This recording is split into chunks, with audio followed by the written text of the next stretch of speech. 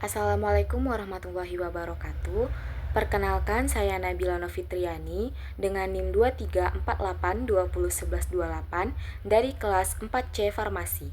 Di sini saya akan mempresentasikan tugas teknologi bahan alam.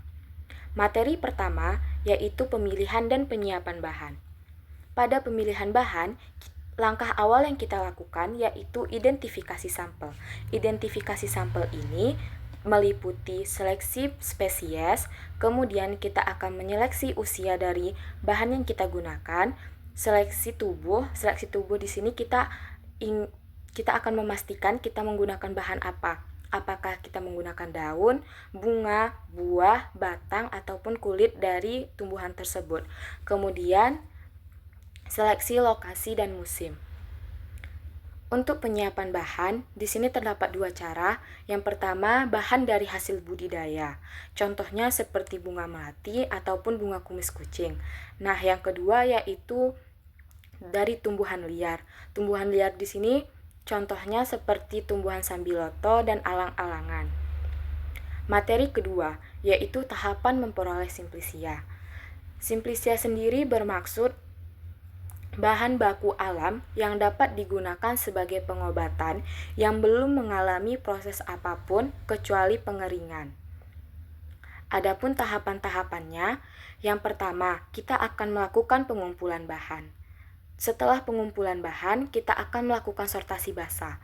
Sortasi basah di sini bermaksud untuk memisahkan bahan baku dengan bahan-bahan yang tidak kita butuhkan.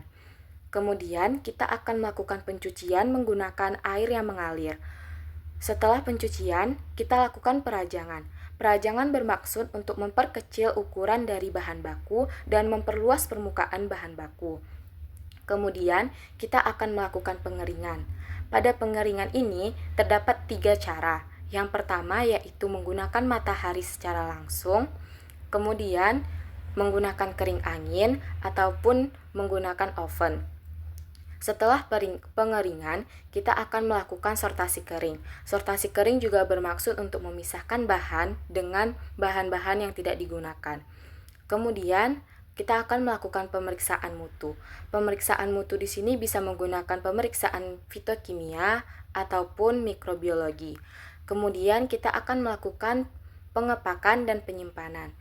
Penyimpanan dan pengepakan ini bertujuan agar simplisia yang telah jadi tidak ditumbuhi oleh jamur ataupun kapang. Materi ketiga yaitu ekstrak bahan alam. Ekstraksi secara umum dapat didefinisikan sebagai suatu proses pemisahan zat aktif dari suatu padatan maupun cairan dengan menggunakan bantuan pelarut. Nah, ekstraksi sendiri terbagi menjadi 2. Yang pertama itu ada ekstraksi panas.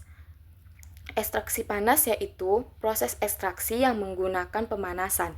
Contohnya reflux, destilasi, infusa, sokletasi, dan dekokta. Yang kedua ada ekstraksi dingin, yaitu ekstraksi yang tidak menggunakan pemanasan. Contohnya ada perkolasi dan maserasi. Adapun hal-hal yang harus kita perhatikan pada pemilihan metode ekstraksi, yang pertama yaitu efisiensi. Kemudian kita akan melihat rendeman yang tinggi, kualitas senyawa terjaga, waktu ekstraksi yang lebih singkat, pelarut yang lebih sedikit, biaya yang lebih murah, dan resiko yang lebih rendah. Ini bertujuan agar proses ekstraksi yang kita lakukan ini berjalan dengan sesuai yang kita inginkan. Di sini saya akan memberi contoh metode ekstraksi yaitu sokletasi. Adapun kelebihannya, yang pertama menggunakan sedikit pelarut, kemudian waktu yang lebih ringkas dan rendemannya tinggi. Adapun kekurangannya yaitu kerusakan senyawa karena panas dan biaya yang lebih mahal. Tahapannya packing dan pemanasan. Pada packing ini kita akan membuat seperti selongsong untuk sampel yang akan dimasukkan ke tabung soklet. Adapun prinsip kerja dari sokletasi yaitu melakukan pemanasan melalui penguapan secara berulang-ulang. Sekian materi dari saya ucapkan terima kasih. Assalamualaikum warahmatullahi wabarakatuh.